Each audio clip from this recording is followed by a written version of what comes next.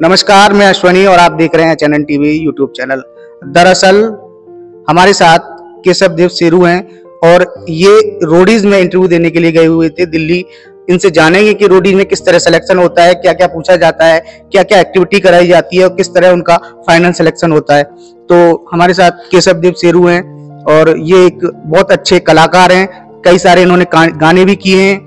इनसे जानेंगे कि कितनी मेहनत होती है रोडीज में सेलेक्ट करने के लिए, क्या क्या पूछा जाता है और किस तरह वहां पर जो कंटेस्टेंट आते हैं और लाइन लगी होती है बहुत सारी।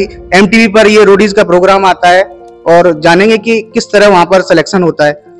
आपका स्वागत है बहुत बहुत। Thank you. तो जी अब ये बताइए कि जो आप रोडीज में गए हुए थे तो किस तरह वहाँ कितनी भीड़ थी, क्या माहौल था और किस तरह वहाँ सिलेक्शन होता है, शुरू से बताएं वहाँ। पहली बात तो ये कि रोडीज के नाम से लोगों के दिमाग में यही आता है कि एक लाइमलाइट का साधन है, टीवी पर आ सकते हैं और लोगों को दिखा सकते हैं, उनके दिमाग में यही रहता है। लेकिन मैं आपको एक बात क्लियर करना चाहता हूँ कि रोडीज में जाने के लिए ये जरूरी नहीं है कि आपकी बॉडी हो, ये जरूरी नहीं है कि आपकी हाइट अच्छी हो, आप एक स्मार्ट हो, या जो भी एक्सपोजर जो भी चीजें लोगों के दिमाग में चलती है। अब आते हैं रोडीज की, तो लोगों के दिमाग में रहता है कि सेटिंग कर ली, वहां पे आके जुगाड़ कर लिया और रोडीज में आ गए, टीवी पे आ गए और अपना नाम कर लिया। तो वास्तविकता इससे बहुत परे है और बहुत डिफरेंट है। आप किसी भी स्तर पर जाओ, रोडीज हो या कोई भी रियलिटी शो हो या किसी भी मूवी का ऑडिशन हो या किसी भी सीरियल का ऑडिशन हो, तो उसका एक कायदा होता है। उसका पहला एक स्टेप होता है, फर्स्ट स्टेप उसका ये होता है कि वो उसके नाम से ऑडिशन निकालते हैं और उसकी एक डेट होती है और उस ऑडिशन में कितनी मात्रा में लोग आते हैं, चाहे गर्ल्स हों चाहे बॉयज हों, और उनका बारी बारी इंटरव्यू होता है और उस हिसाब से उनका ऑडिशन होता है। और उसके बाद में उनको जो प्रोडक्शन टीम बैठती है उनको अच्छा लगता है तो उसको नेक्स्ट स्टेप के लिए बुलाते हैं। लेकिन रोडीज का इससे उलट है। रोडीज में क्या कि हर किसी के लिए हर कोई भी जा सकता है रोडीज में, चाहे वो हाइट में कम हो, चाहे वो ज्यादा हो, चाहे वो स्मार्ट हो, चाहे मोटा हो, चाहे पतला हो। रोडीज में सबसे पहले तो आपको मेंटली बड़ा प्रिपेयर्ड रहना पड़ता है। उसके बाद में आता है फिजिकली, आपको हर एक टास्क के लिए इतना प्रिपेयर्ड रहना पड़ेगा कि सामने वाला आपसे दुगनी रफ्तार से काम करने वाला है और आप उस तरीके से कैसे उससे आगे बढ़ोगे। और रोडीज में जब मैं गया था तो लोगों को लगता है कि रोडीज में ऐसे ही जाना होता है, लेकिन रोडीज में जाने के बाद मैं वहाँ गया, मैं 12 बजे पहुंचा दिल्ली और नेहरू स्टेडियम में उसके ऑडिशन से। रात के 12 बजे मैं ऑडिशन में पहुंचा, 12 बजे में लाइन में लगा रात के, और सुबह के 11-12 बजे तक मैं लाइन में लगा रहा। तकरीबन 11-12 बजे तक 4 से 5 हज़ार के बीच में भीड़ थी। उस भीड़ में मैं खड़ा हुआ था। कभी आगे से धक्का आता था, कभी पीछे से धक्का आता था। मतलब इस तरीके से मानो वो लगता है ना कि कचड़ा एकदम डाल दिया किसी के ऊपर।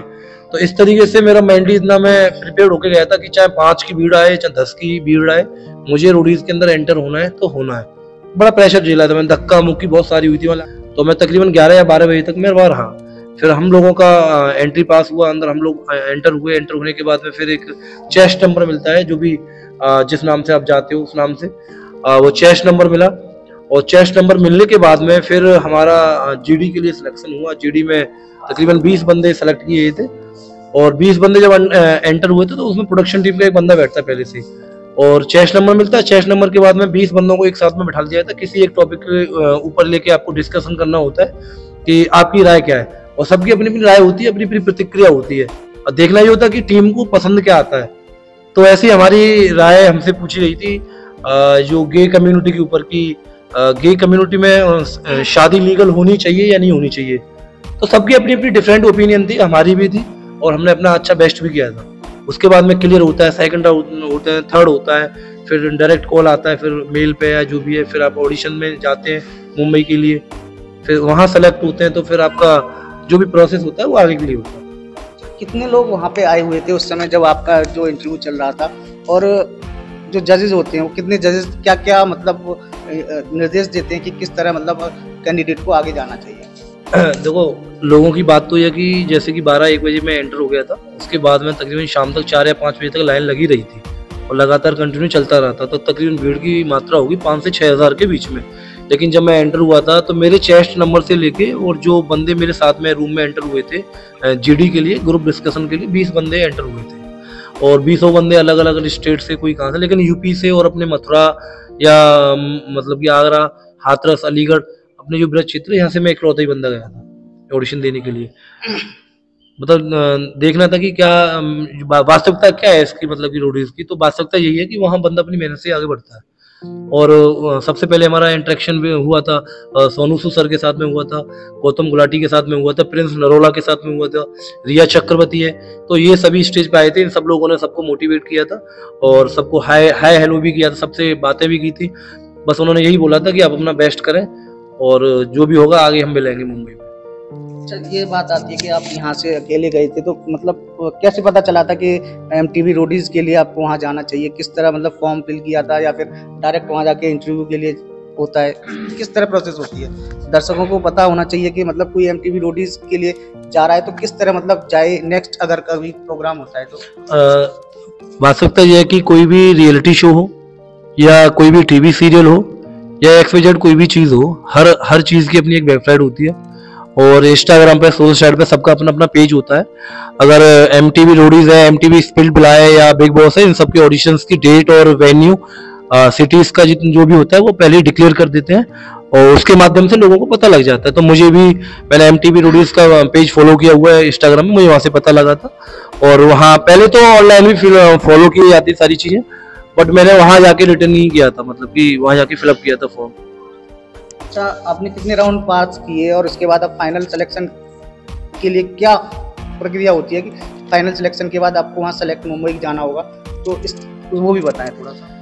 फाइनल राउंड तो देखो ऐसा होता है कि GD में अगर आपका जो भी आपने परफॉर्म किया, अगर आपकी अच्छी लगी है परफॉर्म, जो भी GD में बंदा बैठता है तो टीम, पूरी प्रोडक्शन की टीम बैठेगी और उन वीडियोस को निकालेगी।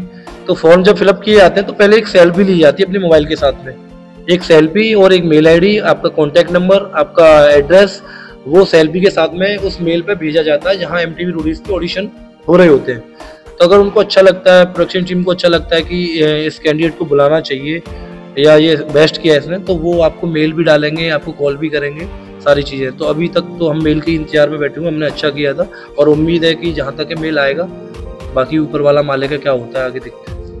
जैसे कि मैं बताता हूँ, एक टाइम था कि जब सपना चौधरी बिग बॉस में थी, एक बड़ी आर्टिस्ट वही है और नामी ग्रामीण देश विदेश में उनको जानते हैं, उनके गाने भी सुने जाते हैं। तो लोगों के अंदर बड़ी एक्साइटमेंट रहती थी सपना चौधरी को देखने के लिए, लाखों की भीड़ में उनके शोज में जाया करती थी। तो मुझे भी लगता था कि जिस लहर में आने से पहले कि मुझे सपना चौधरी के साथ में काम करना है, लोग मुझे भी जाने पहचाने। मैंने सपना चौधरी के साथ में काम किया, गाना आया था मेरा रेल की बमीरी, काफ़ी मिलियंस में उसके व्यू हैं, काफ़ी इंस्टाग्राम रील्स बनी है। लेकिन अगर मेरी जगह कोई भी हरियाणा का आर्टिस्ट हो या राजस्थान का हो या मेरे यहाँ से कहीं और का हो, तो इतने बड़े आर्टिस्ट के साथ में काम करने के बाद, अपने क्षेत्र का नाम करने के बाद, कि लोग जानते हैं कि सादबाद से भी कोई है, लेकिन उस हिसाब से यहाँ से कोई उम्मीद नहीं मिली लोगों की ना। जैसे कि होता है ना कि अपने क्षेत्र का नाम रोशन करते हैं, लोगों की कॉल्स आती हैं कि मीडिया वाला हो या कोई भी हो। तो मेरे पे 1 या 2 बंदों की कॉल्स आई थी, एक तो आप हो गए और 1-2 जो कि न्यूज़पेपर में आती हैं, जो वासनी जी हैं उनका नाम, और अमर उजाला वाले हो गए, दैनिक वाले हो गए, हिंदुस्तान वाले, इन्होंने निकाली थी। बाकी तब से लेके अब तक की जो भी नॉर्मल काम कर रहे हो, किसी का कोई कॉल नहीं आया। लेकिन मैं इस उम्मीद में नहीं हूँ कि लोग मुझे बुलाएं या मतलब कि मेरे से पूछे कि मैंने क्या उपलब्धि की है। बस मेरा इस फील्ड में आगे बढ़ना था, मेरी सोच थी इस फील्ड के लिए मुझे काम करना है। यही है, अपने क्षेत्र से काफ़ी सारी प्रतिभाएं हैं जो आगे निकल रही हैं, चाहे शिक्षा का क्षेत्र हो, चाहे खेल का हो। खेल के क्षेत्र में आप रिंकू सिंह को देख लीजिए, 40 बीघे उनका स्टेडियम बना हुआ है और अभी तक शायद ही कोई ऐसा प्रतिनिधि या कोई भी ऐसा नेता बंदा हो जो उनके स्टेडियम की तरफ ना जानता हो, और 200-300 मीटर का अभी तक का उनका वो नहीं बना रोड। तो ये बड़े दुर्भाग्य की बात है कि अपने क्षेत्र में इतनी प्रतिभाएं होने के बावजूद दब जाती हैं। दरअसल मैं बताना चाहूँगा कि सब जो सिरू स्वभाव के बहुत अच्छे हैं, नेचर के बहुत अच्छे हैं और बहुत व्यवहार कुशल हैं, और लोग इनसे मिलते हैं तो बहुत मतलब लोग जुड़ाव हो जाता है। और मैं तो यही कहना चाहूँगा कि इनका रोडीज में सिलेक्शन हो जाए और अपने क्षेत्र का नाम रोशन करें। हमारी खबर आपको कैसी लगी, राय कमेंट करें, हमारे चैनल को ज़्यादा से ज़्यादा सब्सक्राइब करें।